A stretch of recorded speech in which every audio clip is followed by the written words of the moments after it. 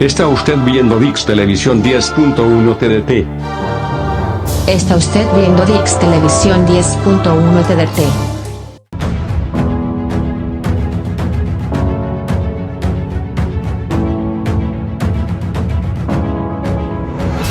Los personajes como son. Las dos caras de la moneda. Con Galia Tonela. Muy buenas noches. Bienvenidos hoy a Las dos caras de la moneda. Hoy me complace no nada más averiguar el otro lado de la moneda en el arte, en la pasión, en la pintura.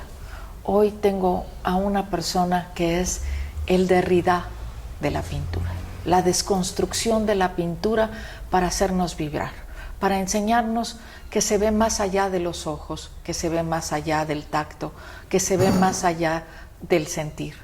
Un hombre que ha tenido pasión, que ha tenido el bien decir a través de los colores, de darnos esas emociones que solo un genio puede darnos. Leer todas sus exposiciones y sus premios está de más, porque con solo decir su nombre, ustedes mismos saben quién representa.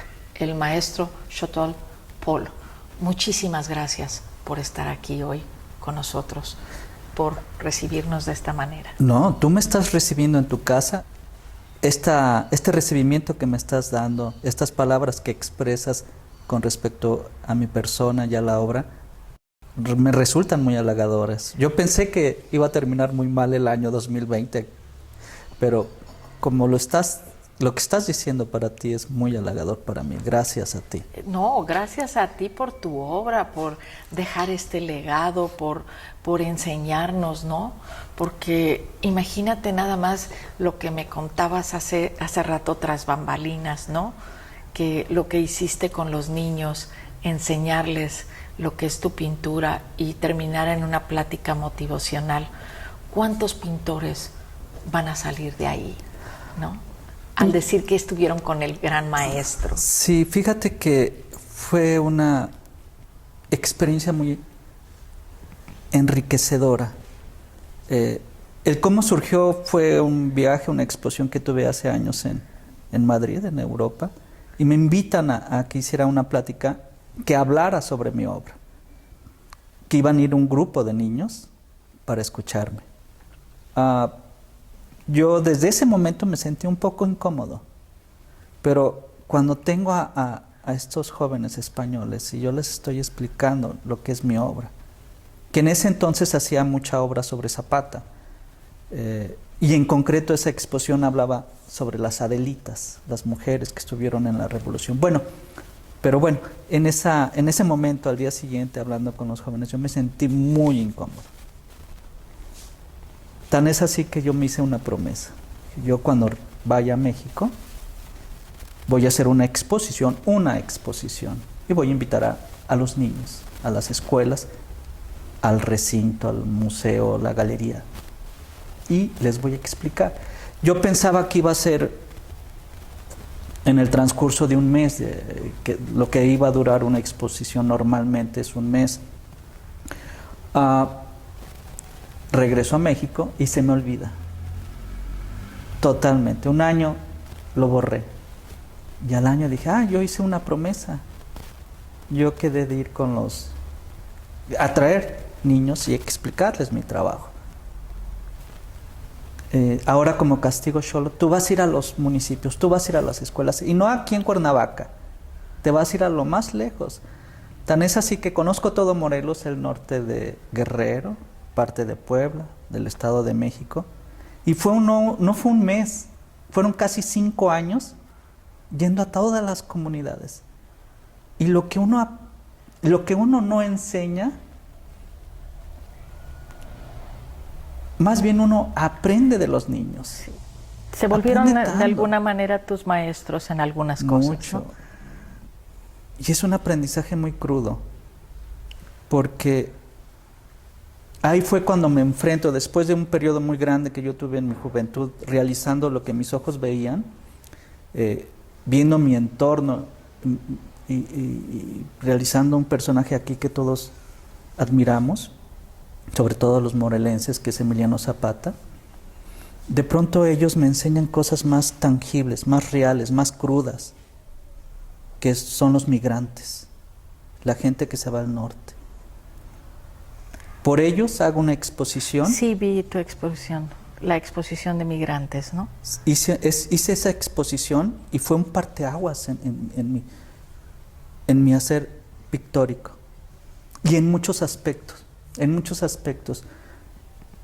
los niños primero te lo dicen casi sonriendo. No, es que mi mamá no está aquí, mi papá no lo veo desde que... Es más, ni lo conozco. Muchas cosas así que te van marcando. Pero, y luego te lo volteas y están sonriendo, ¿no? Es como el niño se acopla. Lo asimila y tiene que adaptarse rápidamente, porque si no lo hace, es algo muy, muy trágico. Y puede haber niños que no se adapten, y son esos niños que están desadaptados, que nunca... Bueno, con los niños aprendí mucho. En mi casa me decían, oye, ¿por qué no te pones a hacer otra cosa? Aquí tienes 2 niñas que tienen que comer y tú yendo ahí, nadie te paga.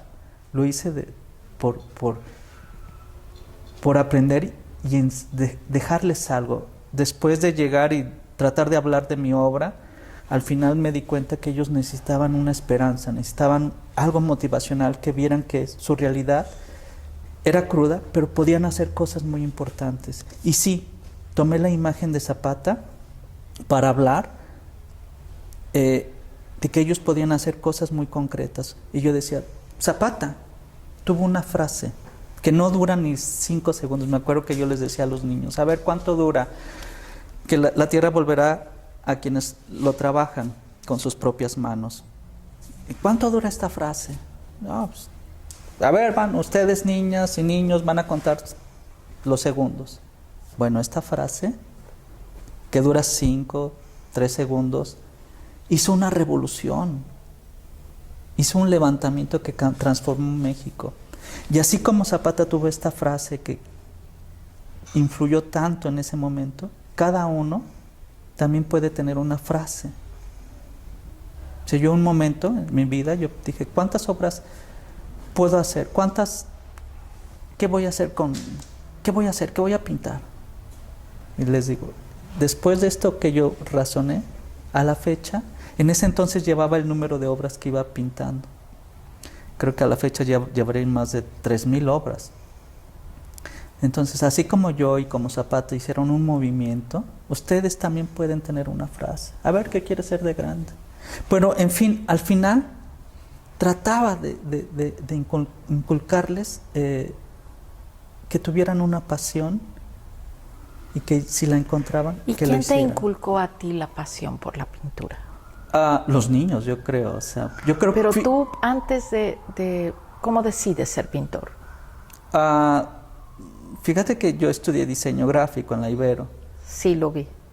Y yo en ese entonces no había computadoras y me dicen, yo solo me digo, bueno, voy a ejercitar el dibujo.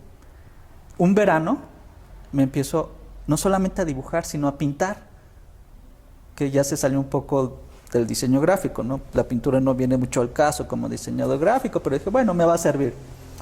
Hice, en ese entonces, empiezo haciendo retrato, que el primer retrato es un Emiliano Zapata, que dije, bueno, si la gente lo identifica, quiere decir que va muy bien el dibujo, ¿no? Entonces hice Zapata, hice Adelitas, indígenas y paisajes. Entonces estaba yo en mi casa y un día llegan un conocido de la familia y me dice, oye, ¿por qué no haces una exposición? Dije, no, yo estoy estudiando una profesión seria. Yo, pintor, no, o sea, no. Sé, ¿cómo no? ¿Cuántos llevas? No, pues 20 y tanto. Hazte otro tanto y hablamos. Entonces, yo sigo pintando, pero no por lo que me dijeron, sino por el un gusto. deseo. Sí, vamos a ejercitar la mano. Y al final regresa, bueno, ya tienes una exposición en el Instituto Regional de Bellas Artes. Fue en el 88, si no mal recuerdo. Y hago la exposición, va gente y empiezo a sentir el gusto, pero El gusto porque empecé a vender, no, o sea, no tanto porque, ay, me desahogo, no. En ese entonces copiaba lo que mis ojos veían. No llegaba el momento en que todavía empezaba a explorar mi interior y ya no copiar, sino voy a hacer otras cosas. Es muy fácil copiar. En un momento hice hasta hiperrealismo. Yo creo que es un proceso natural, pero dices, no, o sea, hay cámaras, hay gente, hay más pintores haciendo eso y muy buenos, o sea, llega un momento en que te quieres explorar cosas más importantes. En ese momento de que dejas de ser alguien técnico, pintor, es cuando empiezo a encontrar la pasión. el artista. Empieza la pasión por lo que hago. Previo era dibujar, vendía y ves otro aspecto, frío tal vez, ¿no? Pero ya cuando empiezas a recrear, no la realidad, hacerla tuya y transformarla, ¿Estás satisfecho es con otra tu cosa. realidad? Empiezas a recrear una realidad, hacerla tuya y transformarla, porque aún tus ojos te engañan lo que ves. Ujú.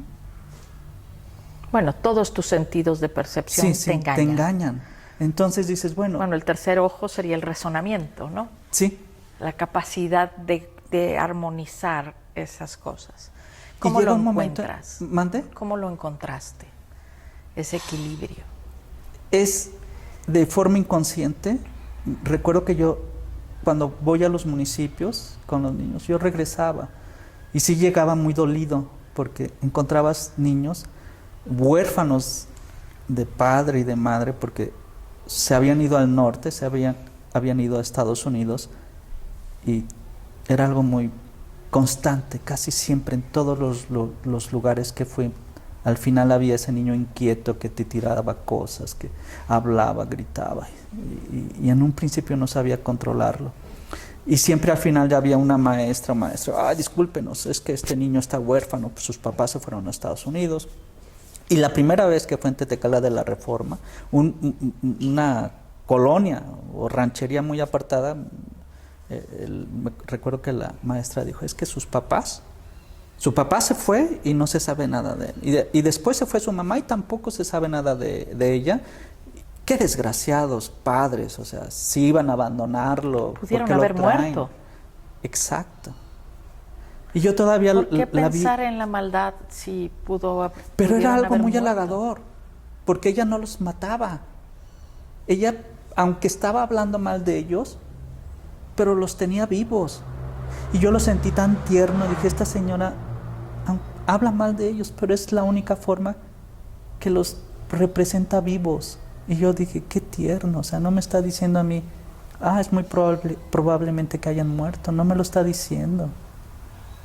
Pero yo sí lo pensé, Bueno, en ese las porcentaje dos caras de la tan- moneda, porque sí, yo pensé en ese porcentaje tan alto que hay de centroamericanos, mexicanos que se van a Estados Unidos pero quedan en el camino, ya sea de hambre y sed o asesinados. Y ella los veía, les decía, desgraciados, y dije, mira qué halagador, o sea, no ve que a lo mejor ya no regresen porque están muertos. Y historias así era una constante. Y entonces esa propuesta que yo me hice de hacer una exposición y ir a las escuelas se prolongó en 4 años. Y eso, cuando yo regreso a mi estudio, siempre regresaba a mi estudio. Y ya en la tarde, noche, yo me ponía a dibujar, a dibujar mucho. Y empecé, no como... Fue algo inconsciente empezar a dibujar al migrante cruzando fronteras. A lo mejor era un desahogo, no lo razoné nunca, así, es un buen tema, es una buena propuesta, no, era como un desahogo mío, pensar en esos niños y pensar en los padres, ¿no? Empiezo a dibujar migrantes cruzando la frontera. Primero pensé en los migrantes, ya desde entonces Clinton habló del muro. No es Trump el que está haciendo esta propuesta, desde presidentes anteriores ya hablaban de ese muro. Entonces, las primeras obras eran de los migrantes y ese muro, recargándose en el muro, tratando de derribar el muro, o atropellados por el tren, la bestia. Por la bestia, ¿no? Sí, y era un desahogo. Pero después pensé, esto es muy ilustrativo, no voy por ahí. Cuando yo veo tu obra, cuando la siento, algunas de tus obras en esta desconstrucción que yo hablo, yo soy filósofa y puedo hablar solamente desde la filosofía y te siento como el Derrida de la pintura, ¿no? Esa desconstrucción de todo lo que nosotros llamamos forma y esto. Hay veces que veo tus personajes y los siento con alas, los siento con esas alas como si pudieran volar, los siento con esa facilidad de volar. Empiezo de esta forma, no son alas lo que tienen, no son ángeles lo que yo represento. No, yo nunca dije ángeles. Pero empiezo así.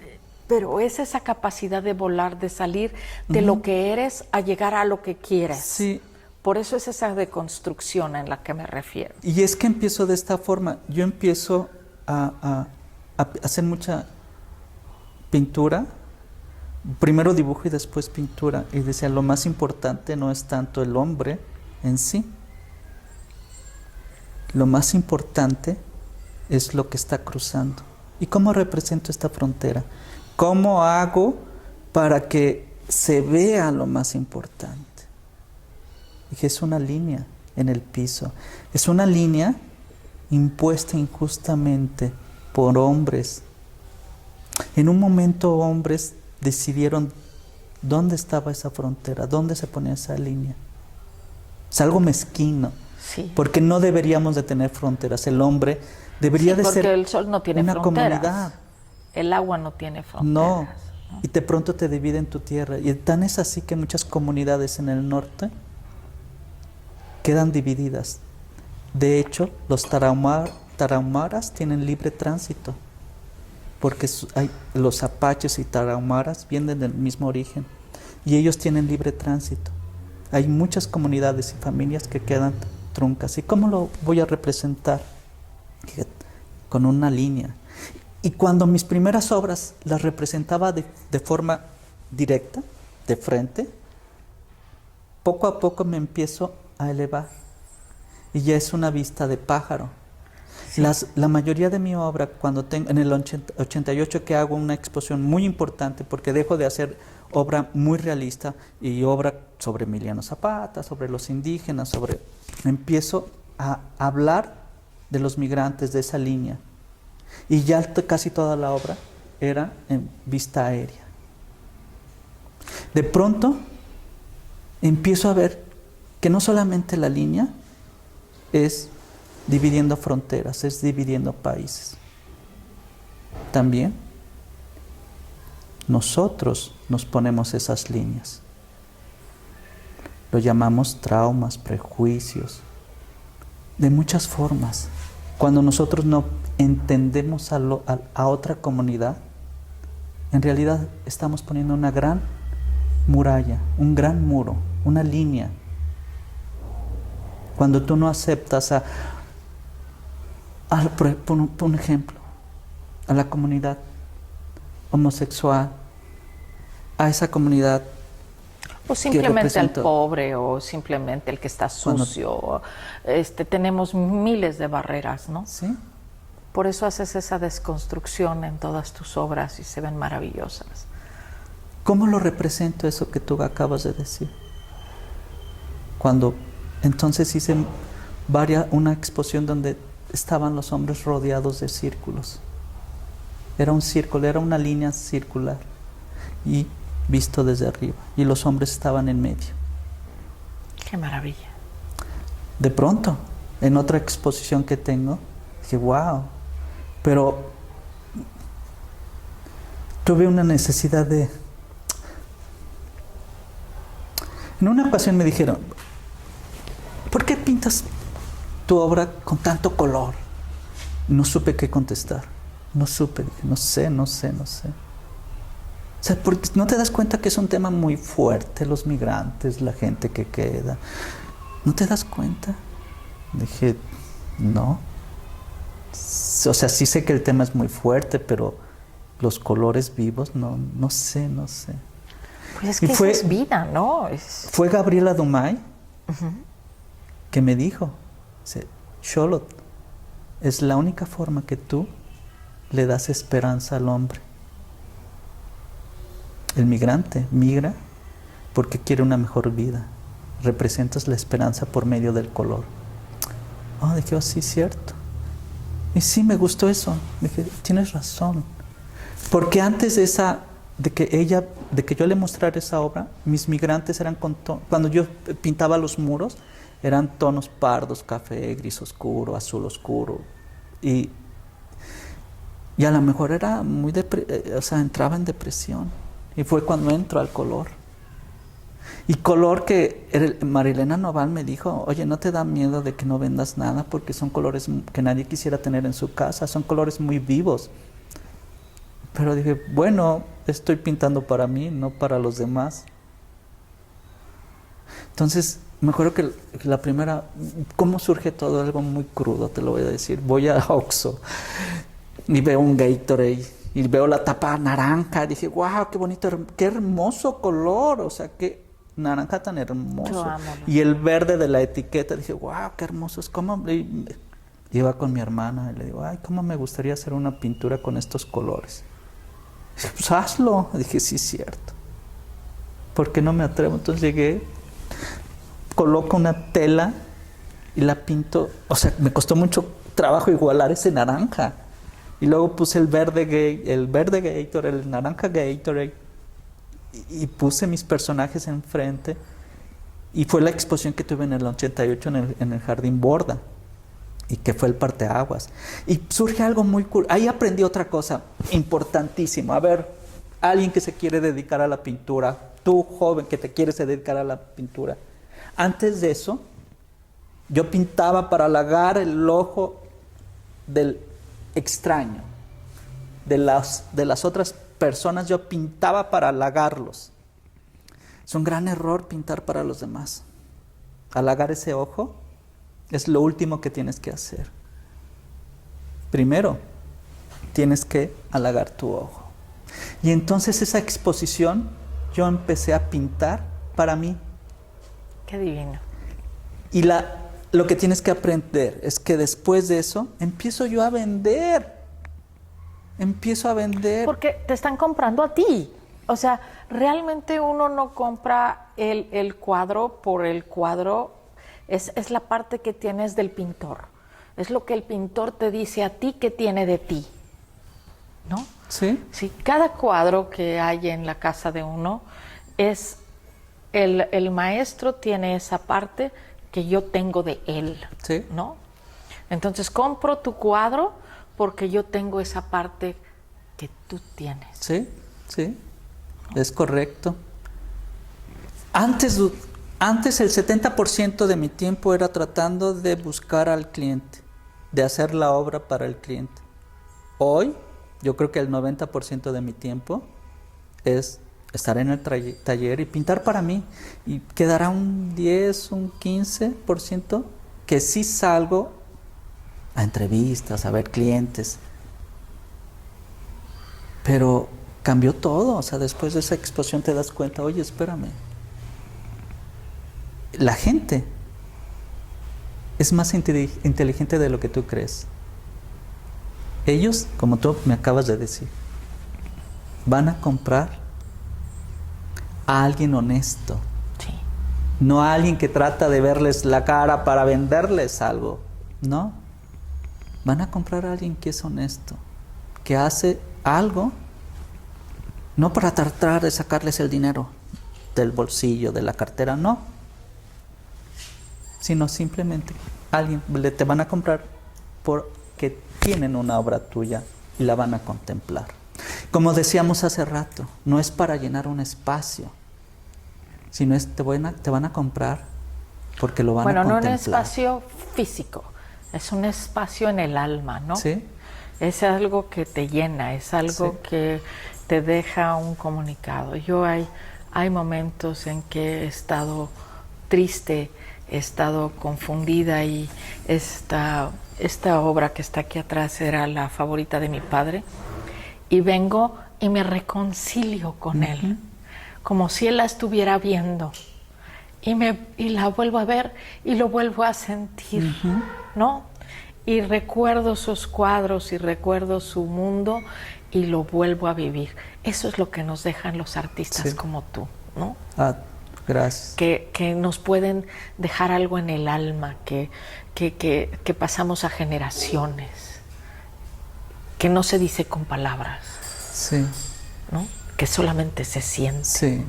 Sí, cuando yo veía tu obra y la veía y decía, ¿qué tendrá este hombre en su alma, no?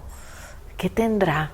Me interrogaba tanto hacer esta entrevista porque veía tu obra y decía, ¿qué tendrá en su alma? Es como un remolino de pasiones, como un remolino de emociones. ¿Algún día estará quieto? Y ya hay algo más que quiero platicarte. Sí. Yo no pinto por objetivos. No pinto porque estoy haciendo un análisis y hay una consecuencia después de ese análisis. A ver, he pintado esto. Sino, es una necesidad el pintar. Y de pronto me encuentro, bueno, ¿qué quiero decir? ¿Qué estoy pintando? Así como llegué y empecé a pintar cuando llegaba de los municipios y empecé a pintar como una necesidad, y de pronto me doy cuenta que eran migrantes lo que estaba haciendo. Empiezo siempre a posteriori que hago el análisis de lo que estoy haciendo. Y esto me da pie para decirte que sí soy alguien que pinta más por el estómago, por las entrañas, por lo que surge, Sí, y no es un análisis previo. Lo vi, lo sentí. Te puedo confesar que cuando revisaba tu obra para esta entrevista se me escurrían las lágrimas, como ahorita, sí, ¿no? gracias. Porque es esa emoción que te transmite un verdadero artista. Cuando ese artista te puede hacer vibrar hasta las entrañas y a través de su pintura sientes lo que sintió, entonces estás frente a un artista, ¿no? Estás verdaderamente frente a una obra de arte. No estás llenando un espacio. Exacto. En una pared. Estás llenando parte de tu espíritu, ¿no? Ese remolino de emociones que yo veía en tus cuadros, decía, me tiene que explicar, me tiene que decir qué está sintiendo cuando está haciendo esta desconstrucción de este hombre, cuando lo pone en diferentes posiciones y a veces no sé si está arrodillado o si se está elevando o si está soñando o si está implorando o está rogando. Y yo decía, ¿qué sentirá cuando lo está haciendo? No muchas emociones en realidad. Es algo como sacar algo inconscientemente y no sabes lo que estás haciendo. Es como cuando hay mucha gente que escribe de forma automática. Y por eso me detengo cuando pinto, para ver qué estoy haciendo. Por eso necesito reflexionar mucho después. Es como si fuera el yo interior el que sale. Sí. Hice otra exposición muy interesante después de la gente que estuvo rodeada de los círculos. Empiezo a hacer parejas besándose, sin tocarse con las manos, simplemente era un beso y el círculo. Y ahí de pronto dije, bueno, sí, quería meter a otro, eran hombres solos en un principio, ¿por qué meto a una pareja y besándose? Y la reflexión a la que llegué es que cuando tú pones una línea, una frontera, es muy hermoso cuando aceptas a alguien que cruce tu frontera. Son dos círculos y de pronto se hace un solo círculo. Pero eso lo razoné hasta después. Hay un poco de desesperación porque digo, bueno, porque siempre pinto, o sea, yo veo mucho artista cuando van a las escuelas, es que tienes que encontrar peor trauma y pintarlo. Y si he querido hacer eso, yo digo, bueno, voy a pintar. ¿Cuál es mi peor trauma? Por eso ves muchos niños pintando ratas y cosas así, sus traumas, ¿no? Tratan de pintar. Y me ha costado trabajo, digo, no puedo. Yo sí soy mucho de dibujar inconscientemente, distraído. Como cuando hablas por teléfono. O cuando manejas en automático. Es parte de ti.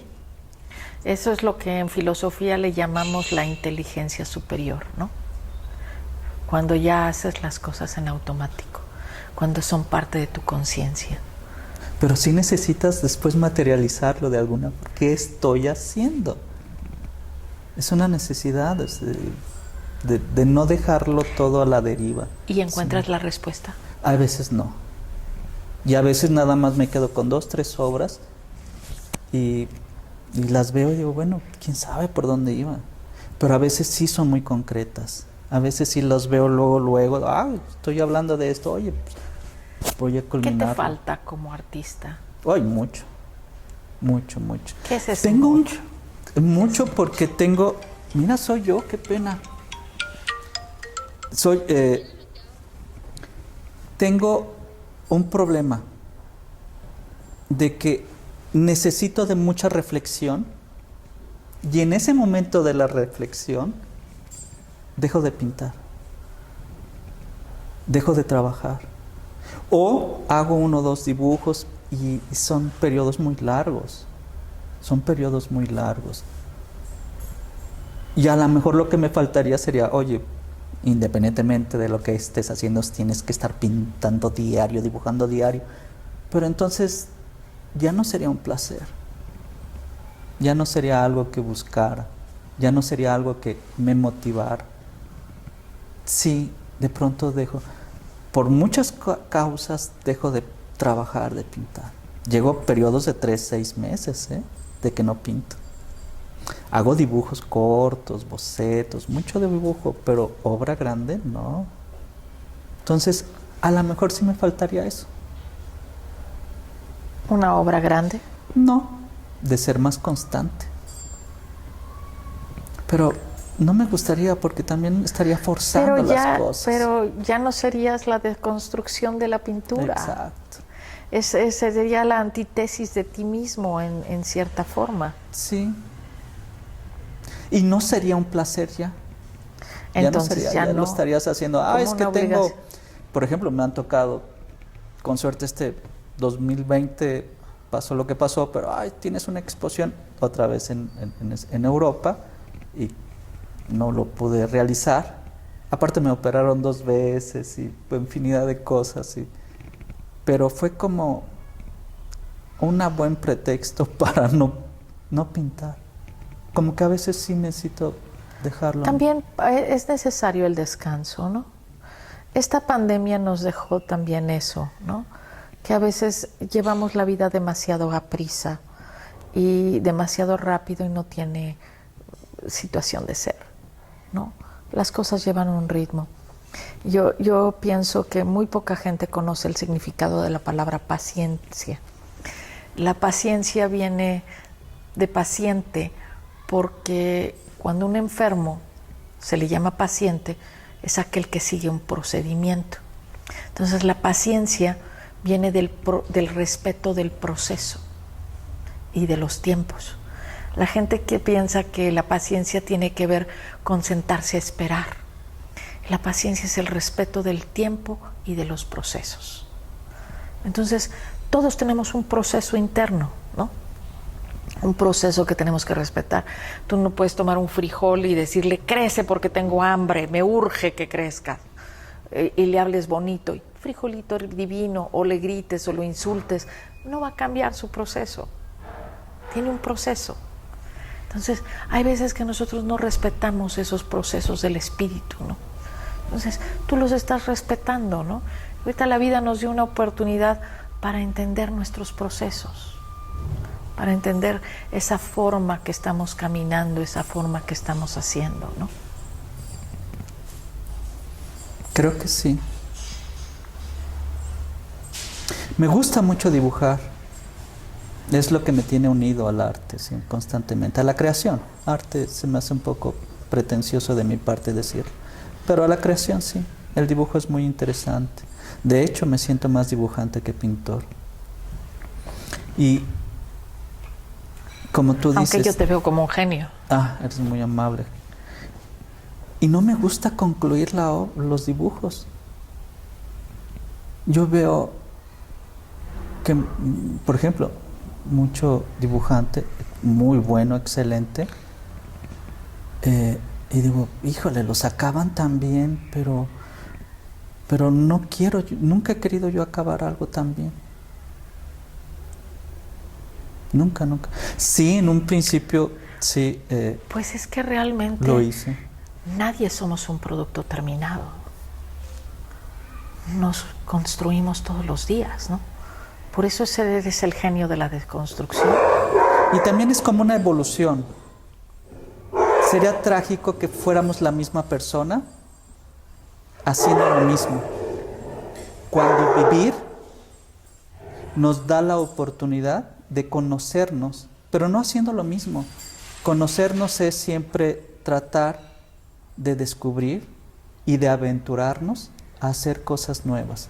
Si no te aventuras, si no te atreves, no avanzas, no creces, no evolucionas, te quedas ahí. Y ahí sí sería un envejecimiento prematuro, cuando no avanzas y estás haciendo lo mismo. Y ahí sería recordar la frase divina de Marco Aurelio, ¿no? Que decía, no tengas miedo a morir, sino ten miedo a no aprender a vivir, ¿no? El maestro, el pintor, el hombre, ¿ha aprendido a vivir? No. Y en parte que bueno. ¿Qué te falta? Bueno. Si yo dijera que ya aprendí a vivir, sería... aburrido. Sí, no. Yo siempre he pensado que de esta vida hay que hacerla toda una aventura. Y los errores, qué bueno que uno los comete. Y qué bueno que uno sabe que son errores y que puedes mejorar. Pero con suerte no. Estoy aprendiendo constantemente. Me gusta cometer errores, atreverme a hacer, pero darme cuenta es muy difícil. Me gusta mucho analizarme. Se necesita mucha honestidad. O mucha pretensión también. Pensar que uno resuelve sus errores. Es que cometí esto. Recuerda que la falsa modestia es la peor de las soberbias o la peor de las vanidades. Uno tiene que aprender, no esa frase trillada a conocerse uno mismo, pero sí... no logra uno conocerse nunca, bien. Porque nunca, te transformas todo el tiempo, No logras. Pero sí saber por dónde vas, saber qué te gusta, y ir dándote esa pequeña satisfacción permanente. Claro. ¿No? Sí, es muy difícil uno... y qué bueno, ¿no? Que sucede lo siguiente. Uno cree que, cometí este error y voy a actuar de esta forma. En consecuencia, para mejorarme, voy a actuar de esta forma. Pero en realidad esto tampoco puede ser cierto. Porque a lo mejor tu razonamiento es tan malo que no llegas pero es a tu eso, mundo, ¿no? Sí, y se vuelve claro. cierto porque es tu mundo. No, lo bonito es cuando llega alguien, estás cometiendo este error, y tú dices, caray, no me había dado cuenta. Y además tampoco es importante, ¿no? En la vida se va construyendo poco a poco, Sí. se va saliendo, se va motivando, y entonces es cuando nosotros hacemos una explosión. Y hay veces, como diría el maestro León Felipe, ¿quién viviría 1000 años todos llevados sin protesta? Imposible.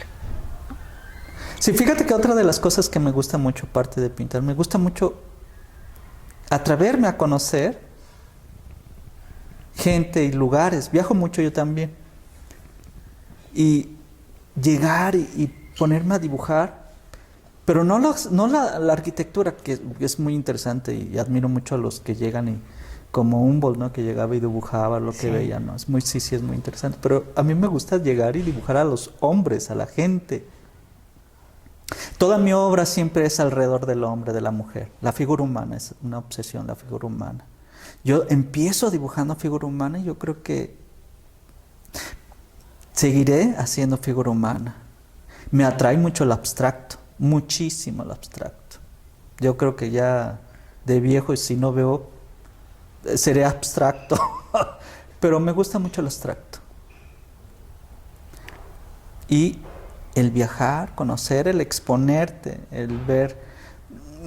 Fíjate que hoy lo que no me gusta de esta época es llegar a otros países y ver McDonald's, la Coca. O sea, tanto, cómo se ha estandarizado el Franquicias. mundo. O sea, cómo, con suerte me tocó ir, bueno, desde joven yo fui a lo que era las ex países socialistas, Yugoslavia, toda esa parte, Rumanía fui, cuando eran todavía del bloque socialista. ¡Qué hermoso recuerdos! Porque veías otras culturas, otra forma de ver la vida. Y ahora vas y ya todo es tan igual, tan parecido. Y yo creo que por eso también me refugio mucho en la pintura, en el dibujo, porque entonces recreas cosas totalmente diferentes. No estás copiando lo que tus ojos ven, sino, vamos a proponer algo diferente, vamos a ser diferentes. Tampoco quisiéramos que, vamos a todo. Fíjate que lo que nos hace interesante como sociedad es tanta tribu que existe. Tanta. El hombre tiene una necesidad de ser gremial. O sea, solamente los anacoretas podrán vivir solos. Fíjate que apenas ya estoy brincando mucho de tema, apenas estaba reflexionando, qué hermosa fue la pandemia, porque me da la oportunidad de no salir tanto, de estar yo encerrado, porque me gusta también Estoy estar también mucho, de acuerdo sí, contigo. que me da la oportunidad de no estar fuera. Y cuando viajo siempre viajo solo, no me gusta ir acompañado, tours menos. No, solo, dibujar y pensar y pensar y pensar. Aunque dicen que eso de vivir solo no es recomendable, pero bueno. Bueno, para mí la soledad es el único lugar donde te escuchas. A el que no le gusta estar solo es que tiene muy mala compañía. Sí, creo que sí. Entonces, tú tienes buena compañía, por eso te gusta estar solo. A mí también, Mira, ¿no? yo disfruto mucho. Yo también disfruto. Sí. Yo disfruto mi soledad entrañablemente. Leer un libro. Ay, por Dios. Y sin interrupciones. Qué maravilla, ¿no? Sí, lástima cuando te da hambre.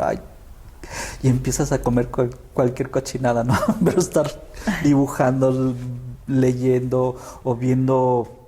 Con suerte hoy tenemos de YouTube y ves gente que viaja, museos. O sea, te puedes hacer muy interesante tus viajes allí en tu casa. Sí. Pero el mejor viaje que yo tengo es dibujando, pintando. ¿Cuál es el sueño más grande que has Fíjate que tenido? yo te voy a decir que mis mejores sueños han sido despiertos. Y han sido pocos. No sé, entro en un estado como de éxtasis, pintando, y veo los colores muy vivos, escucho muy fuerte, pero pintando, pero son estados como de 1 hora, que yo me siento como si estuviera drogado. En una éxtasis total. Total. Pero no lo logro hacerlo algo. Me han pasado en la vida como 3 veces.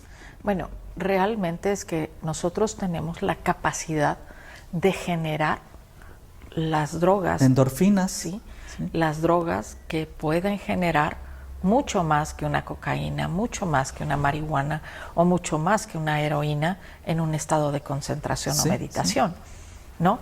Entonces quiere decir que lo has logrado 3 veces, estar en ese estado consciente, maravilloso, que envidia. Todos los filósofos queremos llegar a ese punto de éxtasis, ¿no? Sí, y me lo he propuesto en otras ocasiones. Me pongo la música, los audífonos y a ver, vamos a lograr. Y no lo logro. No, han sido pocos. Y también, hablando de sueños, he soñado que me despierta música. Música sinfónica. Y me despierto y digo, silencio, silencio. O sea, sueños muy lúdicos, muy intensos con la música. Bueno, déjame decirte que yo estudié 1 año y medio música. Llevaba como instrumento piano y mis manos son muy cortas y entonces me dijeron, ¿sabes qué? Dedícate a otra cosa. Entonces estudié diseño gráfico. En el amor, sí, claro. ¿Cómo te va? Muy bien.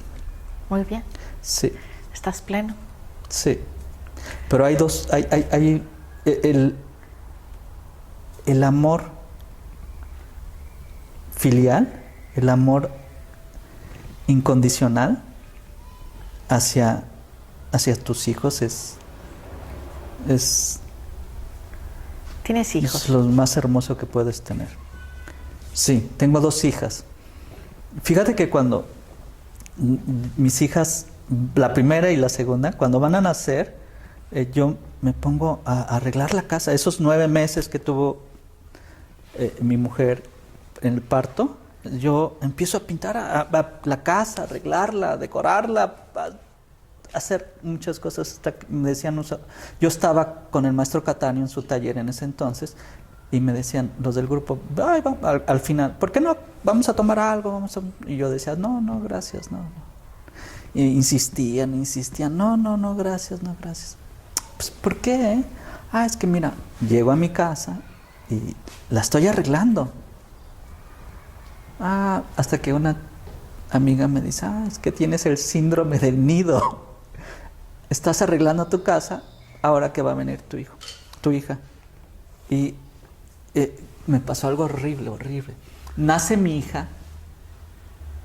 La primera noche la veo tomando su lechita del seno. Híjole, y yo sentí envidia.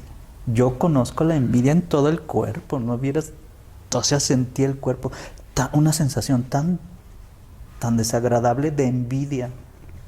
Dije, wow, o sea, yo nunca voy a tener ningún parto, no puedo dar a luz y no puedo sentir esa sensación de amamantar a alguien.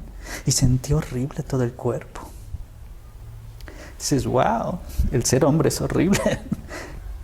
Y ahí te das cuenta del amor a tus hijos. Yo decía mucho a mis hijos y ahora es un amor increíble. O sea que das todo por ellos, das la vida por tus hijos. Podrás tener amor a una pareja, a una mujer, pero no se compara. Estoy a tus totalmente hijos. de acuerdo contigo. Es una maravilla. Ha sido un gusto conversar contigo. Espero que nos des la oportunidad de hacer otro programa. Falta mucho por platicar, mucho por decir. Tengo muchas anécdotas. Sí, ojalá nos invites a un encuentro con niños, que nos invitaras o que promoviéramos algo para que viéramos cómo le enseñas a los niños. Me dará cómo mucho les gusto. transmites. Muchísimo que hagamos gusto. algún programa especial para poder manejar esto con los niños. Enseña bien a un niño, jamás castigarás a un adulto. Te invitamos a ser parte de este mundo que estamos tratando de formar, y que si nos permites hacer en una escuela, que los niños conozcan quién eres, cómo les transmites el arte, y que me permitas, con todo el respeto del mundo, hacerte un cuento a través de la pintura. ¿Verdad? Gracias. Que podamos mostrarle a los niños qué es el arte, qué eres tú y qué es la desconstrucción para hacer una nueva construcción en la pintura. Eres Muchas muy gracias. generosa, gracias. Gracias a todos. Muchas gracias y nos vemos muy pronto aquí Gracias a los ángeles que nos ven, a nuestros paisanos en Channel One de Los Ángeles, con otra vida extraordinaria como la del maestro. Gracias.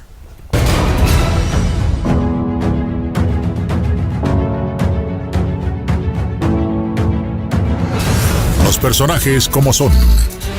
Las dos caras de la moneda. Con Galia Tonela.